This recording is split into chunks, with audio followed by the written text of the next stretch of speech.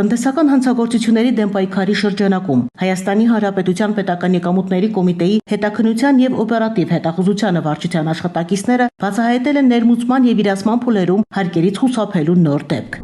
Օրերս օպերատիվ տվյալներ էին ստացվել, որ էլեկտրոնային ծխախոտ ներմուծող ընկերությունը ներմուծված էլեկտրոնային ծխախոտները մանրածախ եղանակով վաճառում է ավելի ցածր գներով, քան էլեկտրոնային ծխախոտի ակցիզային հարկի գումարն է։ ԵԱՏՄ անդամ երկրից հերթական ներմուծման ժամանակ օպերատիվ հետախուզական միջոցառումների շրջանակներում Զվարթնոցը թանավականի Կարգո Բեռնահամալիրի տարածքում վարչության աշխատակիցները հետազոտության են ենթարկել ներմուծված էլեկտրոնային ծխախոտները։ Պարզվել է, որ ծխախոտի տուփերի վրա փակցված ինքնասոսնձվող պիտակներով ներկայացված ծավալները 10 անգամ պակաս են, քան այդ պիտակի տակ իրական գործարանային տուփի վրա նշված ծավալները։ Ընդհանուր առմամբ ԵԱՏՄ անդամ երկրներից եւ Չինաստանից ներմուծված էլեկտրոնային ծխախոտի հարկային եւ մաքսային փաստաթղթերում ընկերությունը ներկայացրել է էլեկտրոնային ծխախոտի զգալիորեն նվազեցված ծավալներ ու խուսափել է առանձնապես խոշոր չափի ակցիզային հարկի եւ ավելացված արժեքի հարկի վճարումից։ Նշված ծխախոտները դրոշմավորվել են դրոշմապիտակներով, որոնց էլեկտրոնային գրանցումների ժամանակ կրկին պակաս են նշվել հեղուկների ծավալները։